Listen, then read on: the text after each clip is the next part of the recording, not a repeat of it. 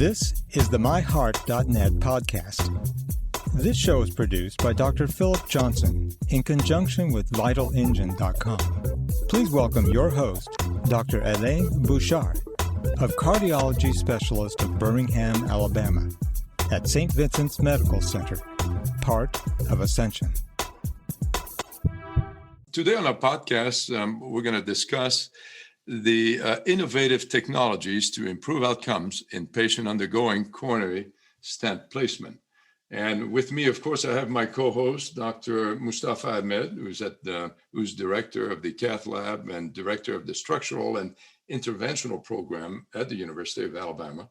And we have a very special guest today, all the way from London, Dr. Nick West, who's the Chief Medical Officer and Divisional Vice President of Global Medical Affairs at Abbott Vascular. So, gentlemen, welcome to MyHeart.net, and special welcome to you, Nick. Thanks, Alain. It's great to be here. Good. So, we know the evolution of coronary intervention has had a remarkable development in the past decades, mostly attributable to refinement and development of new device technology, imaging capabilities, and adjunctive medical therapies that have just been amazing, as well as the explosive growth in physician and cath lab team experience.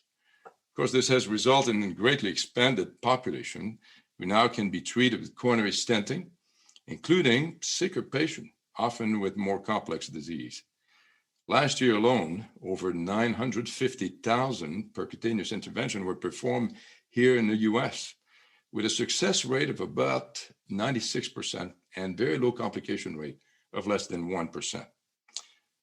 We can define a high-risk PCI or percutaneous intervention different ways, but it usually includes advanced age for our patients, older patients, patients with heart failure and ejection fraction of less than 30%, patients who've had the previous bypass surgery, or patients with diabetes or renal failure, or sometimes high risk is based on the coronary anatomy itself, like intervening on the left main, three-vessel disease, long calcified lesions, and chronic total occlusion, or CTO.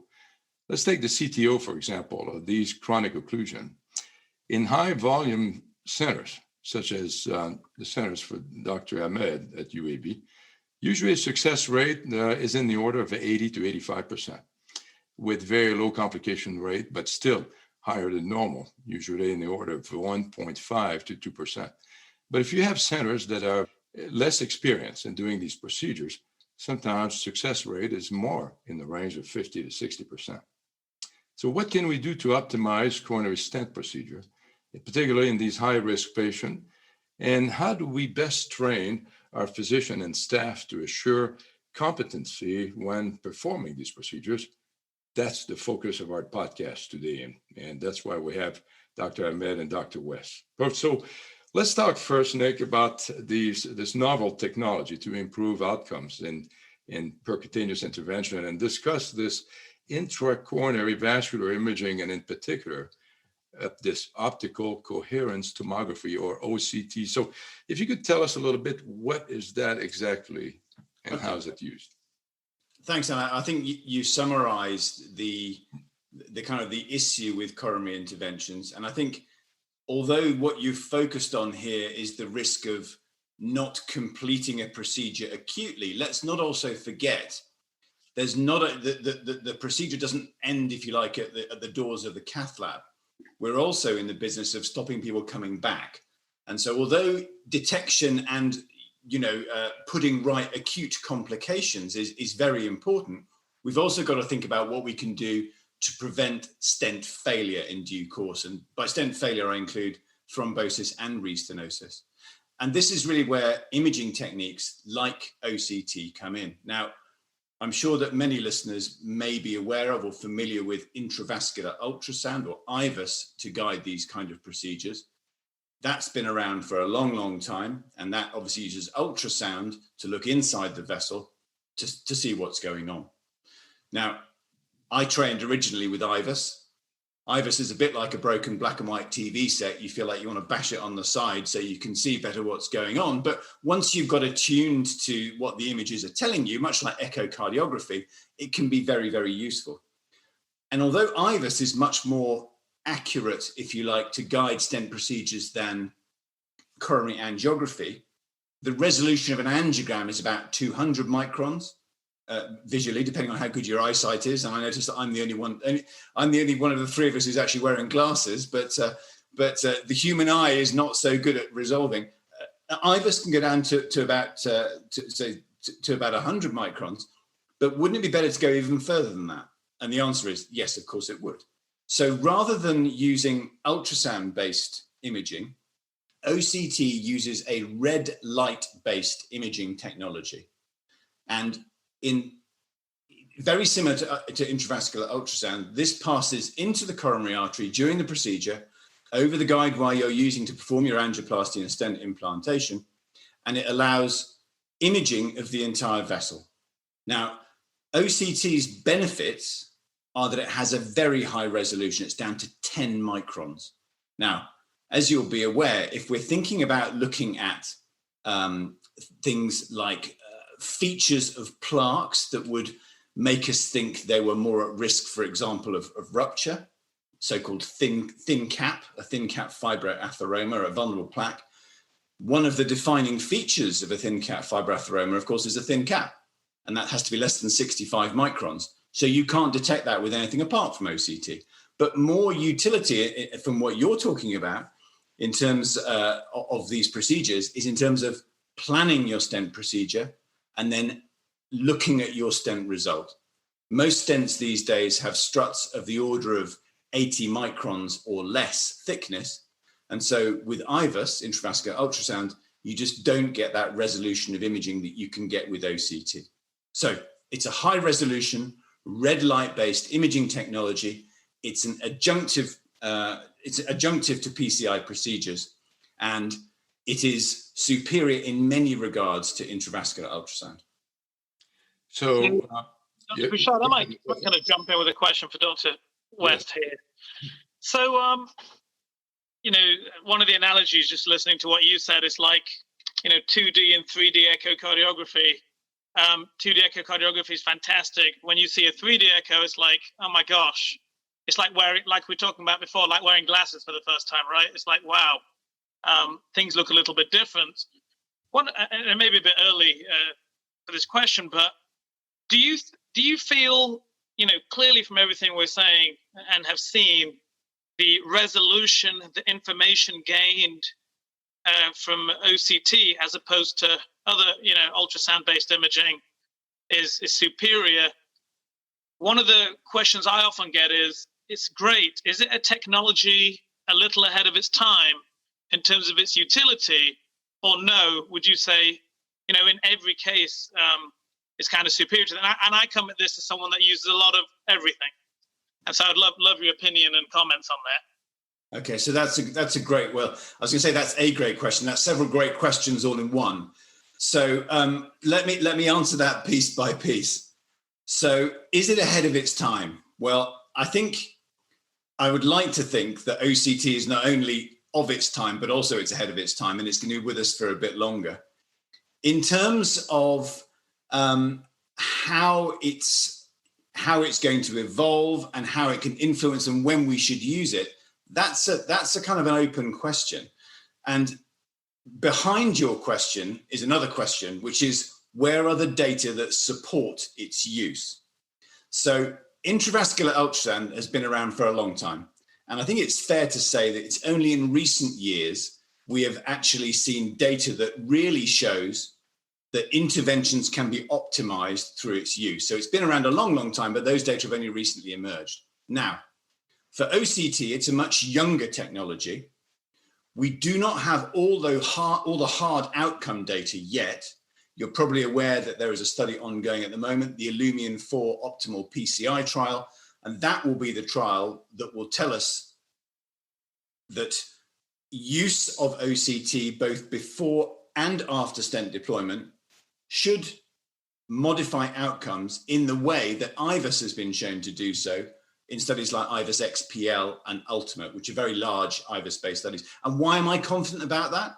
The reason I'm confident is that Illumian 3, the study that came before, which was a comparison of angiography-guided PCI with IVUS-guided PCI and OCT-guided PCI, showed that essentially imaging-based PCI with either flavor was superior to angiography-based PCI in terms of measurements. It wasn't powered for outcomes, but in terms of expansion and so on and so forth. Now, IVUS and OCT showed similar degrees of expansion, but what OCT picked up was all these episodes of acute malapposition and dissections that were not seen on angiography or with IVUS. And so therefore, we can be pretty sure that you're going to get the same as IVUS plus a bit more in terms of the outcome benefits. But I appreciate that those data are not yet in. The Illumian 4 trial is still enrolling as we speak. It should be finished. It should have just about finished by now, but it'll be finishing early in next year as a result of the COVID pandemic, which has slowed things down a bit. But before we get to that, which is the hard outcome data, and many people say, well, you know, unless you can show it reduces myocardial infarction, target lesion failure, death, etc., I'm not interested. But we have a surrogate in the meantime. Not only do we have the Illumian 3 data, but you may be aware of the Light Lab data that have been presented at various international meetings such as EuroPCR and TCT this year. So I should say TCT Connect this year. And the Light Lab project, if I can digress into it very briefly, it's not so much it's not a randomized study or anything of that sort. It's an, if you like, an internal observational project that we have been carrying out across about a dozen hospitals in the USA, where the physicians have been using what we refer to as an OCT workflow. So they've been introducing OCT rigorously and routinely before the intervention to assess the lesion, and after the intervention to assess the outcome and the need for optimization. And what we've seen is that when you compare the decision-making based on the angiogram with the decision-making based on the OCT, 88% of the time, physicians change what they were going to do. Now, that's not an outcome measure, but it does show you pretty powerfully that we are not as good as we think we are at sizing stents and then doing a great job of deploying them. And the fascinating thing about the Light Lab data is that most of the benefit is on the pre-PCI OCT. So you change about 80% of your decision-making on the pre-PCI. So that's lesion assessment, diameter assessment, number of stents, length of stents. And if you do that, relatively less at the back end of the procedure. So we know that bit. And we know that if we can optimize expansion, as we've seen in the Light Lab data set, expansion, as you're both aware, is the major under expansion is the major predictor of stent failure. I think as a surrogate, we can be pretty confident we're on the right track.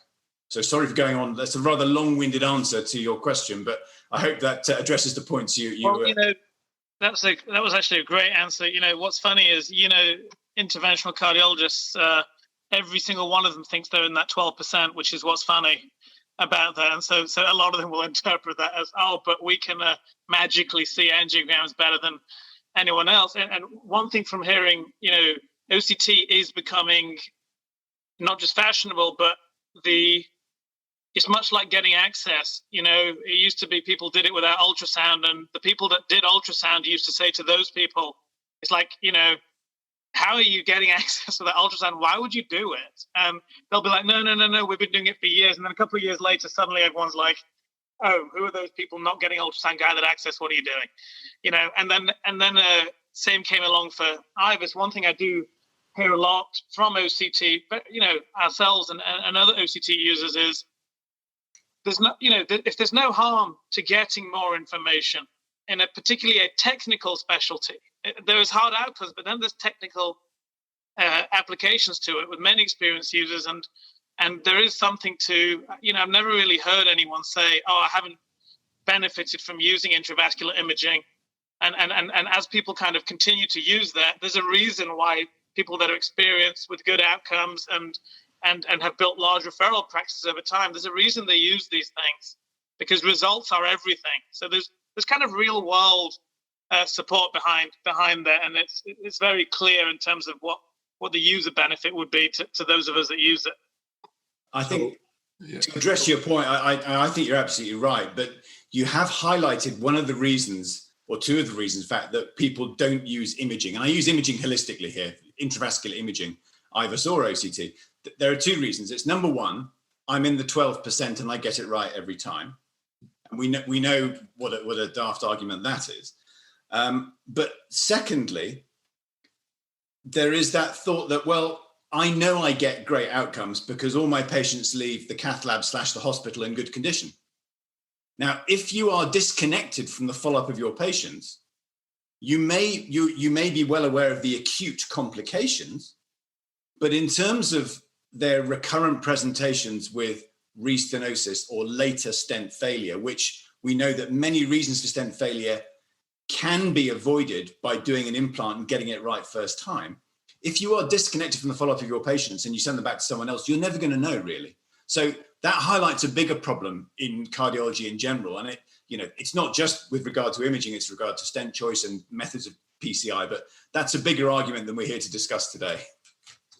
Well, you guys are really way ahead. And I can see that, it's a very hot topic and everybody wants to talk about it. But for our patients, I mean, obviously, we've been doing coronary arteriogram for a long time, and it's still considered so-called the gold standard, not so golden, but it's been doing it since the 50s and the 60s. And now we've mentioned intravascular ultrasound, using ultrasound that has been around, since the 80s, and really it's been kind of very helpful in looking at the walls of the artery, because obviously with the coronary angiogram, we look at the lumen or the inside of the artery, and we're able to see that there are some narrowing or stenosis that we call. And this is what we discuss with our patients, and this is what we show them, a lot of the times. But there is something to be said about looking at the plaque. And with OCT, that came later on in the 90s and really started being developed for the coronary arteries in the early 2000s. We're talking about just, 1 or 2 decades here of application of a technique that allows the imaging of a plaque of the wall of the artery that is 10 times superior than the ultrasound that we have, nowadays. And maybe if you could explain to our patient, Nick and Mustafa, what do you actually look at? When you're kind of, you have your angiogram that is basically gives you an outline, obviously, of the lumen or the inside of the artery. Now you're looking at the plaque itself. What are you looking at that is actually helping you guide, your intervention? Okay, well, I'll try and start on that. And Mustafa, if you want to chip in and there's anything you want to add from a practical point, please go ahead. So I think, Alain, you paint it very nicely. The coronary angiogram has been the gold standard for years. And the coronary angiogram stood alone for decades before we had anything adjunctive. And even now, it is fair to say that although we're talking about intracoronary imaging now, in most of the Western world, usage rates are kind of low. They're between 10, 15, maybe 20%. In Japan, very high rates of use. 90 to 100%. Yeah. And they're very much in what Mustafa said. It's like, if you've got this technique, why would you not use it? Because it's there. And okay, there are many where it was invented. Not using it. And we can talk about the barriers to adoption in due course. But in terms of what do you get when you use this and why is it beneficial?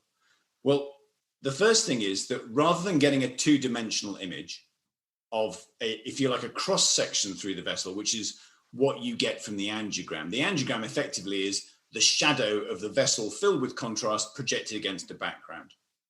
And of course, the angiogram can be accurate in some circumstances, but very inaccurate in others. For example, we've all seen angiograms where parts of it are a bit hazy or slightly difficult to interpret, and we can stand there looking at the screen, take a different view, hope to work out what's going on. If you have an intravascular imaging technology, you can resolve that uncertainty, that ambiguity immediately. You put the imaging catheter down, you will get a picture of the inside of the vessel, you know what's going on. So you're going to get enormous accuracy in terms of the structure and the severity of the disease. But more than that, and you alluded to this, Anna, is the composition of the vessel. So we know that although we're talking about coronary artery disease manifests itself slightly differently in different patients. In some patients, usually those presenting acutely, they will have rather soft narrowings. They'll have soft lipid or cholesterol-rich narrowings, often with a thin cap, as I mentioned early on, as the culprit for a heart attack or an acute coronary syndrome. Those who have stable coronary disease may have a much thicker cap. They may have fibrous disease in the vessel, just fibrous thickening. But again, in terms of chronic disease, you can also get to a point where you get what's called calcification. You get effectively limescale deposited in the coronary arteries. So you get that level of information. In the days in the 60s and 70s, in actual fact, that wouldn't necessarily have been actionable, because all you had was a balloon. In fact, all you had was a balloon until the 80s or 90s. Then you had stents that followed later. But essentially, it had to be balloon stent, and that's the end of it. But of course, now we have a variety of adjunctive treatments. You have rotational atherectomy, you have directional or orbital atherectomy, we have intravascular lithotripsy, you have laser, you have cutting balloons, high pressure balloon, all kinds of things we can use to modify the plaque. And why would you not think about tailoring the correct therapy to what you're seeing in the vessel wall? And the reason for that is, and we've all come across this, calcification is the one that actually always catches everyone out. Our eyes are not good at picking up calcification. That's been known for a long time. Early IVUS studies showed exactly the same. Intravascular ultrasound showed much more calcification than the human eye or the angiogram can pick up. And OCT is the same.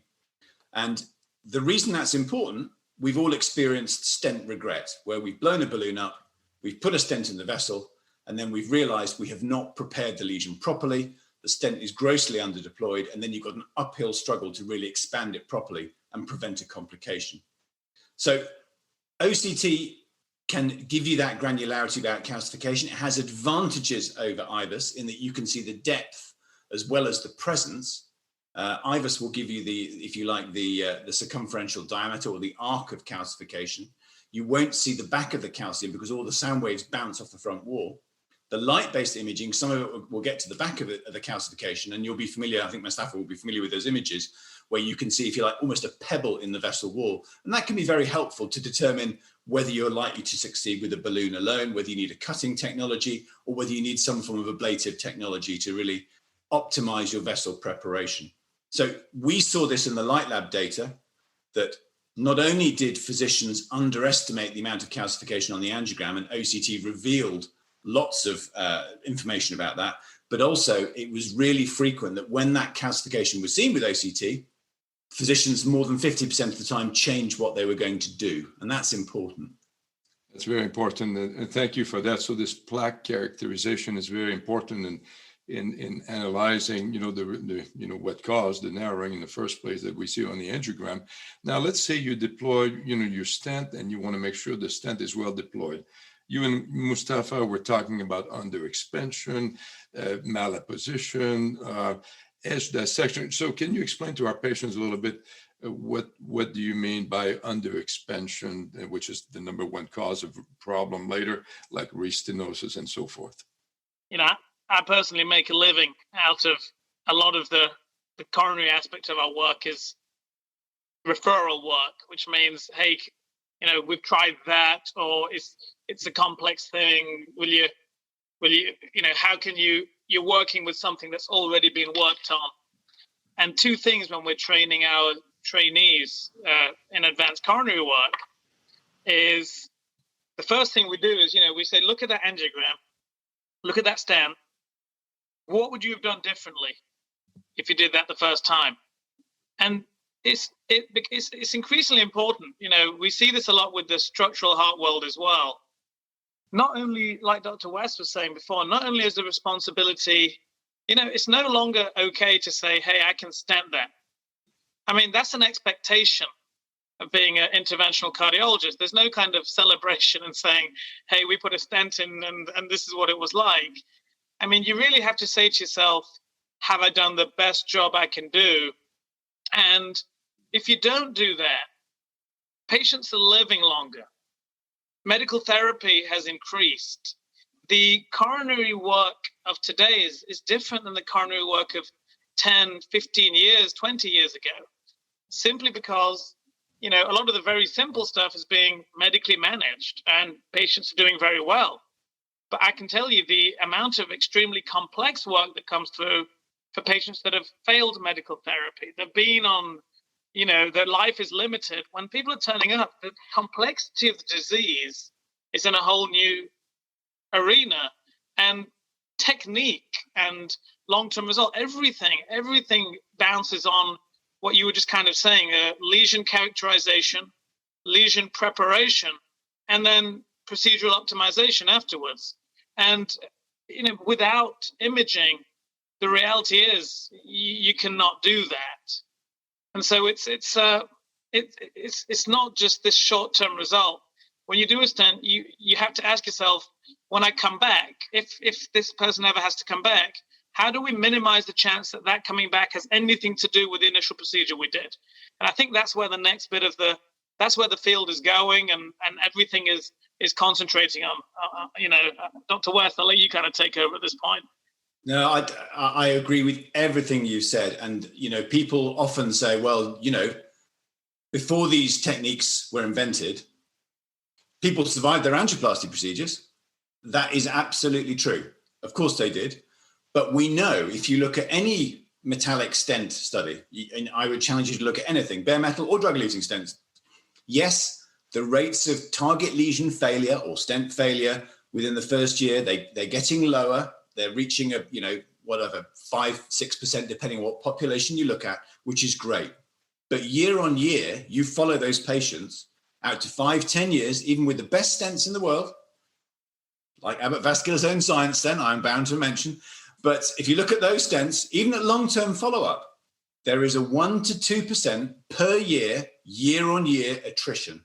And that is from late stent thrombosis or stent failure due to in-stent restenosis, neoatherosclerosis, all these various procedures that can occur in the longer term, and many of which can be prevented if, as you've said, we are more precise with our implant. Now, I think you do raise a very good point in that in the old days, we might celebrate putting a stent in, we got a great result. But even during my career as an interventional cardiologist, all the simple lesions, they seem to evaporate. And part of it is because I think they all got treated. And part of it, as you say, is we now understand from many studies that stable angina is not as prognostically important as it might be. I referenced the ischemia study, which showed that just because you got stable symptoms, an intervention might make your symptoms better, but in actual fact, tablet therapy can be as good as a reasonable first-line treatment. So I would agree with everything you've said. We didn't necessarily need it before. The disease coming through now is more complex. And I would actually point out that recent data from the US shows that 1 in 10 interventions are for in-stent restenosis. That's re-narrowing within the stents themselves. That's in the US. So 1 in 10 patients come back at some stage for a repeat procedure eventually. So that's a pretty high figure. And how do we get around that? Well, we get around that by doing a good job first time. And although we always think, they can come back, they can have a bit of a tinker and a touch up, it is a law of diminishing returns. Patients are living longer, and there comes a stage where there's only a finite number of stents you can put into a vessel. And so intravascular imaging, OCT in particular, is a way of making sure you get it right first time. You do a good job for your patient, you personalize it for that patient, and you minimize the chance of them coming back. I think we've got slightly off topic, Mustafa, because I think Alain's question was, how do we prevent all the complications that prevent that? Yes. Are you about to say something? Well, I think we want to explain to the patient that, after you deploy a stent, a lot of times it really looks good on the angiogram. And it's only after you go in and perform this intravascular imaging procedure, the OCT here that we're discovering, that we can see that, there's a segment that we couldn't appreciate on the angiogram that is really underexpanded. There's still a narrowing there that was not really apparent on the angiogram. And that is one of the major reasons for re-narrowing and problems later on. Or sometimes we have the struts of the stent that are not quite opposed against the wall, or sometimes we land into a not so normal artery. and we can cause some tear and dissection that are really very difficult to appreciate on the angiogram. Yeah, so you've highlighted the three things that I think are the most important and have been highlighted by many retrospective studies that are the things that are implicated in stents failing, either acutely or in the long term.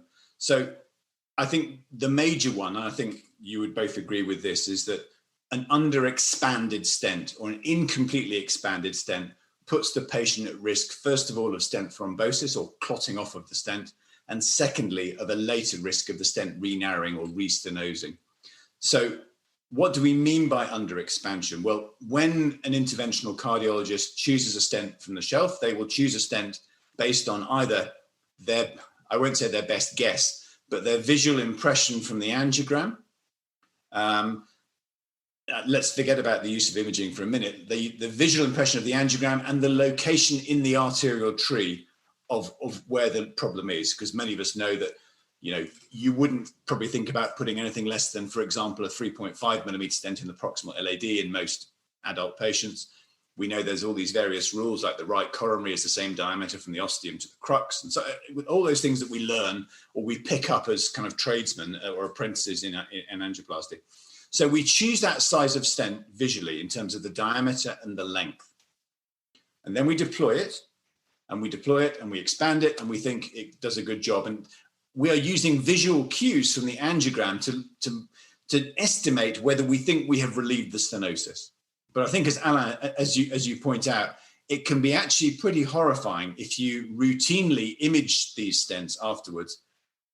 A large proportion are underexpanded. So that means the stent has not fully reached its what we call its nominal diameter, the size that the physician selected.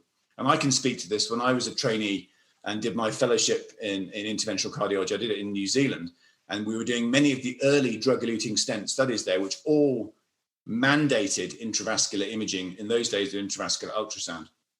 And I was constantly amazed that when you got a very nice result with your stent, and often you may have been in after your stent to stretch the stent open again with a high pressure balloon to really optimize it, the number of times you put the imaging probe down and find the stent hanging off the wall was depressing. And that was with IVUS, which is not so good at seeing stents.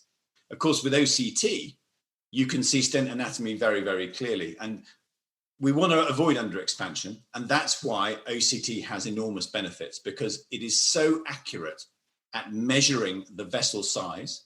So you can choose the right size of balloon to prepare and predilate your lesion. You can choose the right size of stent for the vessel, and you'll know exactly, with that high resolution that we have, 10 microns, you can be very precise. I mean, obviously you can't be that precise for the stent. Stents don't come in micron sizes, but it means you will get the right diameter for your stent.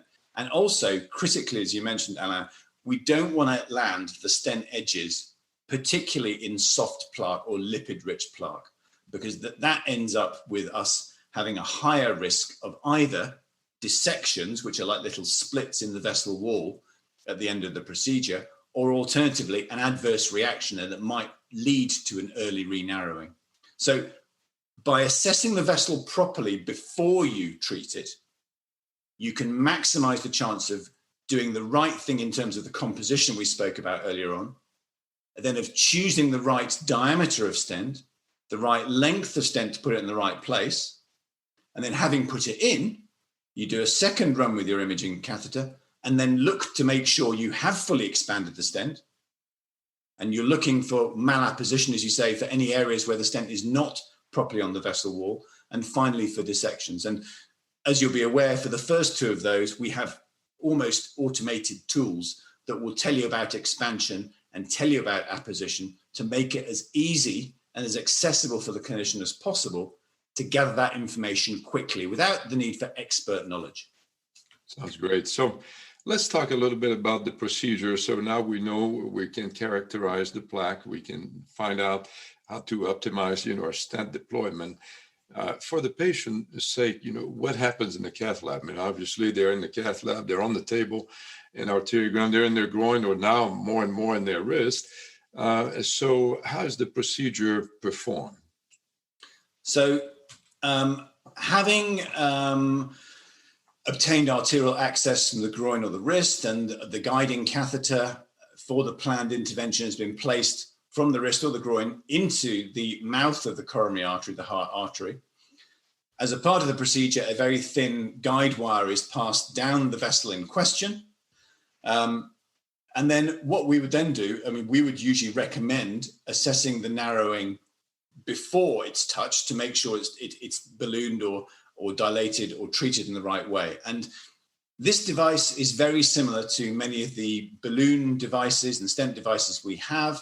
It runs over that very standard guide wire into the coronary artery.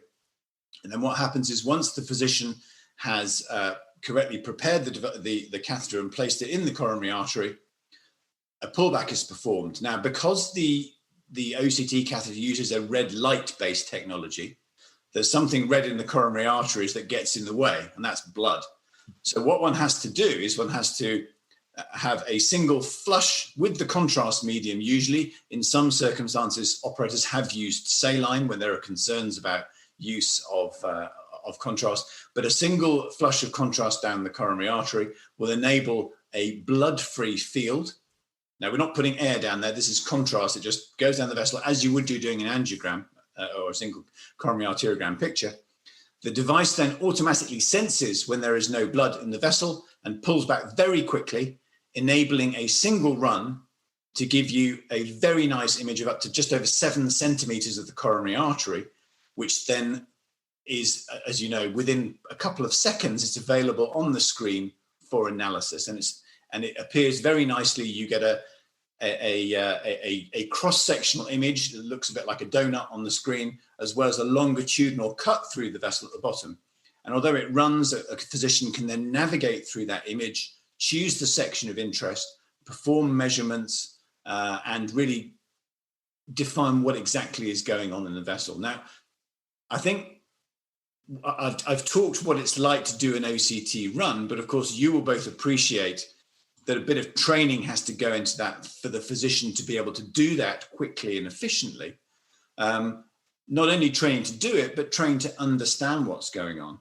And we are aware at Abbott that one of the reasons that people have not been keen to use imaging modalities in general is what I refer to as the faff factor. It's the whole, how do I set it up? How do I get it in? How do I acquire the pictures? And then how do I interpret the pictures? And so we've done a whole load of work trying to simplify things. And if I may, there are 3 major things we've done to simplify it. The first thing is that the software is getting easier. We have automated as many features as possible. And you'll see in the new software we have coming out in the first part of next year, there's even more automation, some of it powered by artificial intelligence to automatically detect some of those vessel features. You'll already be aware that you can automatically measure the size of the vessel. That happens, and then you can draw the length as you wish. But we're going to automate those features to look for lesion characteristics. So the first bit is making the software as easy as possible. The second piece is we've devised an algorithm called MLD Max. It doesn't matter necessarily for the listeners what that means. It actually means morphology, which is what the lesion looks like, length and diameter, which is what you look for on the first run before you treat the lesion. And then max is medial dissection, which is little tears in the vessel, apposition, that's the struts being against the wall, and X for expansion. So we ask people to think about those 3 things before and 3 things after and keep it as simple as possible.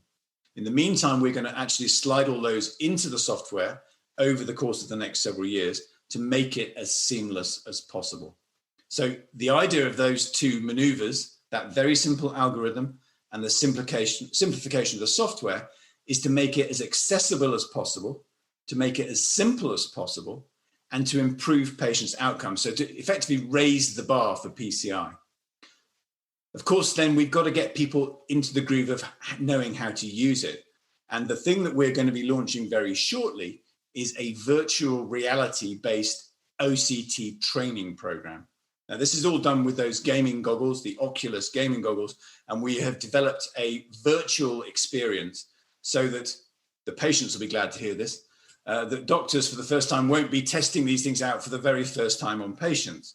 people are able to interact in a virtual environment, not only with cases on a live basis, but they can take quizzes, they can learn things from short snippets of video, they can walk around a virtual cath lab and learn the setup. And we've found already, in common with lots of other studies on virtual reality-based training technologies, it increases engagement. We're finding great uptake. It reduces time wasted in the cath lab, and it really helps imprint some of the things people need to know. So again, I've probably talked far too long about that, but the three things I think that drive this forward are the ability to make it as simple as possible for the clinician with the software, to use a simple algorithm to point out the things that they need to pay attention to, and then to provide a seamless and accessible entry point with a virtual reality training. I think that's very, very important, great information. We know that, simulation is very important because for procedural planning, procedural execution, for complication management, and it's been obviously used worldwide, for similar to the flight simulation for pilots. And we could not imagine a pilot flying a plane, without having had hours and hours of flight simulation to prepare them for this. So, and I think simulation setups are very expensive. I mean, it's $100,000 to $200,000. You set up the labs, and it's difficult to apply this. And I think that Abbott's idea of using virtual reality is really, phenomenal, because we know it's been used in the armed forces, for many, many years. It's already being implemented in the surgical field, where the studies are showing that you can reduce the time, to surgery, you can reduce the complication, you can improve outcome. And to make this actually available in the cardiology field is really forward thinking and very much needed. A couple of comments on this. So this is a great initiative. The truth be told, as someone with a family history of coronary artery disease, hopefully not, but would not be surprised to end up with, having to need some form of intervention one day. Again, hopefully not. But you really don't want to have a stent. You don't want to have work done in a place that is not proficient with the technology required to do the best job. And if you look at the biggest barriers, like you just mentioned, right? What are the barriers to use of technology and like IVUS, OCT, these things? So one would be everything you just mentioned, ease of use. What you don't want is, the teams, the fellows, the cath lab staff, and everyone rolling their eyes every time the word that OCT is mentioned. And the things you've just talked about, training people to where the reality for where intervention is going, if you're going to be taken seriously. And this is for all current trainees and everyone else, is that you don't just need to be proficient. You need to be able to do these, seamlessly, effortlessly. And the way to describe it is these techniques need to be incorporated seamlessly into a normal workflow. So there is no case where you should go in and not be at one, it should just be a switch. Okay, we're moving to put this in. Okay, yep, absolutely normal. We're going to add OCT into this case. And even for fellows, what you don't want to be doing as trainees or interventionists starting to use this is the last thing you want to be doing is, okay, we put this thing in and our staff have been really well trained to set this up. And I'm sure, and you can comment in a minute, but you may have been working on integrated screen assessments to allow this to become part of your table. So, you go in, you put it in, and I can tell you, having used many of those make it even more seamless. But then you don't want to do all that and not have seen the images and not know what to do with the images and not interpret. And you're almost kind of jealous of current trainees because, when back when I trained, which was not too long ago, but Dr. Bouchard, you can comment on, do you remember when IVUS was like, oh my gosh, what is that? Then OCT came along and it's like, oh my gosh, like which bit's the stents, which bit's the vessel, which bit do we optimize, which bit do we not? Now you've got software, which basically we used to have to roll back through the whole thing and make measurements every 5 seconds. And now you basically, it's done for you and automated. And I think these tools, every single training program, I tell you as someone that's, has a large training program here, every single training program should provide access to and offer these things, because you don't want to leave a training program now without being just so proficient at intravascular imaging. Not just because it's, one part is, yes, you want to do the best job, but when you leave and you take a job and you go and work with staff in new places and you're setting up new cath labs and doing all this stuff, what you don't want the hindrance to be is your inability to use it, your inability to understand the workflow. It sounds to me like what you're saying is, as not only is the technology available, but now all the tools are available to go in and say, we're going to make the users proficient, we're going to make the lab proficient, and just make it a seamless experience. And the truth about a intravascular imaging procedure is, for the patients, it does not add, taking out those few percent of cases where it would not make sense to use these things, so take those out. But, it will not alter the experience for the patient in any way. You're going in, you're using the same wire, you're coming out, it's just like the way you're going with a balloon or a stent. It's one or two more passes. It does not add, needless time to procedure. It's very valuable. And from a patient standpoint, if I were to have something done, and I'm sure you would say, if you were to have some stuff done, you don't want it done without imaging. You just don't want that. And so it's good to see. This was one of the deficiencies when we had left training. Was you'd leave, you'd have these tools, but you'd always wish there was that little bit more so you could be truly expert at interpretation. And you always wish the workflow was not rolling this big carton, taking 10 minutes to set it up. It sounds like now it's like a 1-minute job. It can all be integrated. And with these tools you're talking about, I look forward to having our trainees, have access to these tools, and I'll connect with you afterwards about how we get them early access to do that. Of course. But I think, you're absolutely right. And I think you've hit on several of the touch points here. If you ask most interventional cardiologists, and this is a slightly touchy thing to say, but if you ask most interventional cardiologists, if you had an intervention, would you want the person to use imaging or not? Of course, the answer would be slightly contingent on whether the person knew how to use intracoronary imaging. But for all but the, very simple lesions, those very straightforward ones, I think most of us would say, well, you probably don't necessarily need imaging, although there are arguments that it is useful even in those lesions. But as you pointed out, the more complex disease gets, the higher the risk of the stent failing, re-stenosing or thrombosing. It just ups the ante, and you've got to be doing these things with imaging. I think you raise a lot of good points about the integration as well as the carts. As you've said, we have these integrated systems that are effectively always on, so they're all in the cath lab. And I think you've also underscored something else that's very important. It's not just about training cardiologists. Cardiologists need to understand the value, so they'll use it. But it is a journey that the whole lab team needs to come on, because there is expertise that's needed amongst the scrub team, the scrub nurses, the cardiac technologists, who are helping with the procedure, because they will see the benefit also. And I can tell you from personal experience that when I asked for the OCT machine at 2 a.m, I used to get lots of eye rolling from the lab staff. But then eventually you do a few cases when they say, are you serious? Do you really want it now? I say, yes, I want it now. They bring it and they do it. But actually, when they see something that you would not have seen on the angiogram, or it manifestly changes what you would do, people will see the benefit. But it needs to be, as you say, seamless. It can't be something that we have to sort of disrupt the procedure. It's got to be part of the workflow. And, we have to also prove it's going to be beneficial to patients. Patients, I think, as we said, Alain, they're not going to notice anything. They're not going to feel this being done. They may be, if they want to, they may get to see the pictures and the 3D fly-through that we have. It always reminds me slightly of some sort of gastrointestinal procedure as you see the OCT catheter coming back through. But it's a bit like the Fantastic Journey. You can really see inside the vessel. But otherwise, there's nothing that they will feel. But all they were likely to get is benefit in terms of optimal treatment of the lesion, sizing, length assessment, and then optimization to improve the outcome.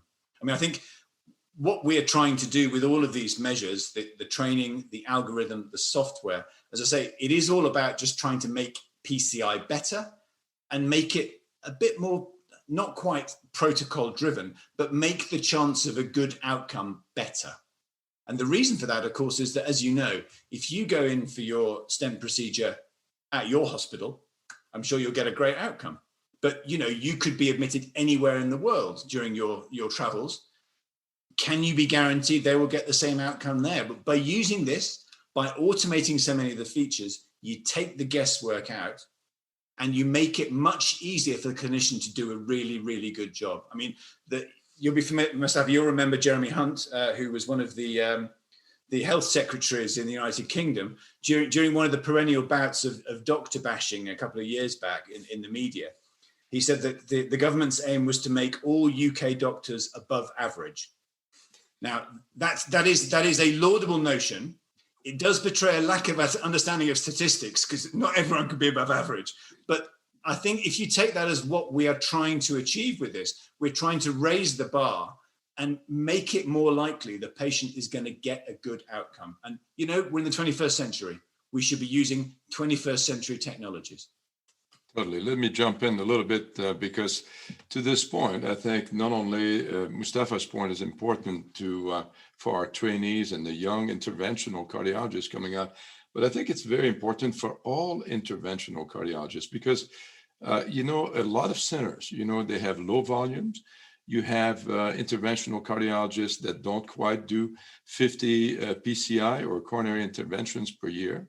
And this is actually, and also every interventional cardiologist has to go through a recertification kind of a process. And certainly this kind of technology, particularly when it's easily applicable in the cath lab with virtual reality, there could be also a wonderful way to train and retrain some of our interventional cardiologists across the world, you know, particularly if you have relatively low volume or if you have a complex case that you don't see that often, you could really do a lot of really good preparation work, you know, for your patient and increase the safety of that patient.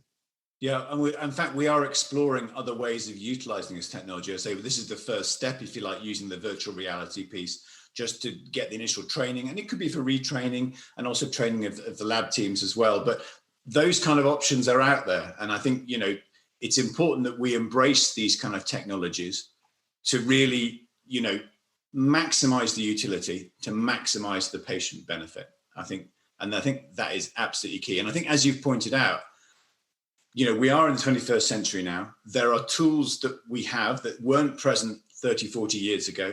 We have intravascular imaging technologies. We have intracoronary physiology technologies. They tell us different things. The physiology measures can tell us about how severely limiting to flow and narrowing is. The imaging can tell us what the narrowing effectively is made of, how it best be treated, and what the size of the stent should be. But really, every interventionist should be using these tools now, not necessarily in every single case. But I mean, I used to teach my trainees that, in actual fact, intervention is actually a lot easier now than it was in the early days, because simply, if you see a narrowing and you're not sure whether it needs treating or not, do you know what? Physiology can tell you that. If you see a narrowing and you're not sure how to treat it, imaging can tell you that. If you put your stent in and you're not sure how you did, imaging will tell you that. You have the tools to demystify anything. So the excuse for sort of staring at the angiogram, which we've all done for half a minute or 45 seconds to try and think, what am I trying to say? You don't need to do that. We have the tools that demystify this and improve outcomes. Well, it's obviously more than just a pretty picture. You know, you've mentioned outcomes. There's the study Illuminion that is still ongoing, Illuminion 4. But I would be remiss if I didn't ask you maybe to describe a little bit the outcome that we found in the study of the Penn London study. Well, thank you for setting that one up for me. You're absolutely right. So the Penn London study there are some caveats. It is the only study we've got that shows that OCT definitely reduces adverse outcomes after PCI. But I have to be honest about it. It's a retrospective analysis of a large amount of patients across London, unselected, who had angioplasty, guided either by the angiogram alone or intravascular ultrasound or OCT.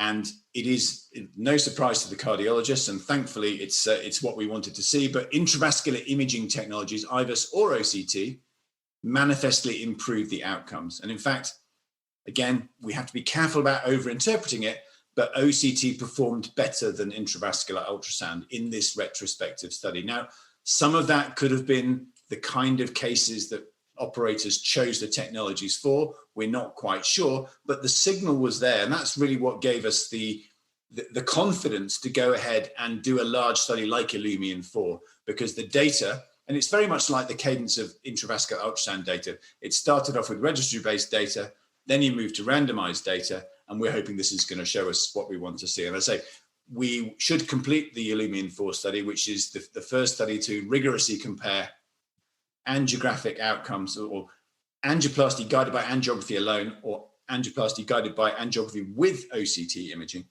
The unique feature about Illumian 4 I would mention, which none of the intravascular ultrasound studies have done, is that in the groups that get OCT to guide their procedure, they have OCT all the way through.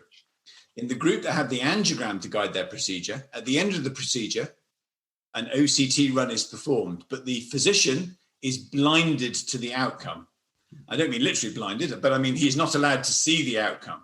So this will be fascinating, because it will actually, for the first time, allow us to compare an optimized procedure with imaging with what it actually looked at like after the angiogram, but the physician will not see that at the time.